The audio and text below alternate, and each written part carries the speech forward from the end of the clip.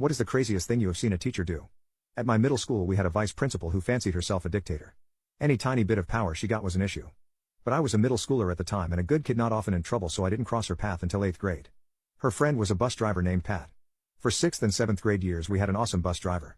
He was nice to the kids, let us put the windows down when the Georgia heat got too much, etc. But he retired and the bus driver we got was an extremely angry middle-aged woman named Pat who did not like children and made that clear every day.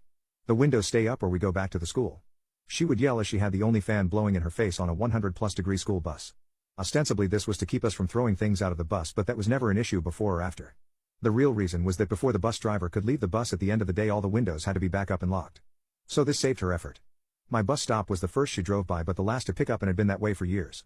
Pat changed this and decided she only wanted to stop on the first pass by and kept threatening to leave the kids in my neighborhood if we made her stop twice. I first got on the Karen VP's radar because Pat left me on the side of a very busy road one morning. She could have stopped but wagged her finger at me as she drove away and left me. I flipped off the kids laughing at me out of the back window, but the bus driver Pat thought I was flipping her off. I didn't get suspended because she left me with no way to get to school on the side of an extremely busy road and my mom threatened to sue if it happened again. But after that they had it out for me. Pat tried several times to get me on anything. She even coached a kid to say I bullied him, but when the real principal brought in the kid he said no, they are my friend, it was those other kids and a bunch of other little poop. Anything to get me in trouble. So the petty revenge comes in here. I was doing my best to make the bus driver's life hell in little passive-aggressive ways. She got annoyed at anything so it was easy. But Karen was harder to do anything to.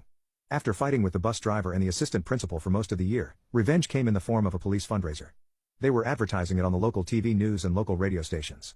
If you put someone up for arrest, the cops would show up and throw someone in handcuffs and put them in jail until they could call a few people and fundraise the bail. The person who set up the arrest had to pay like $10, but worth it. My mom, after being annoyed by Pat and Karen all year, put Karen, the assistant principal, up for arrest. The cops showed up and took her to the room where she could call her friends and raise the money for her to go. The idea was that mom was going to keep having her arrested as long as she could. Except no one would give her the bail money. Not even for a charity. So she ended up missing most of a day sitting in the police precinct trying to get anyone to put up enough money for her to leave. Eventually the cops told my mom that they had to let her go because it had gone on too long. She was the only one who didn't raise the bail money that day.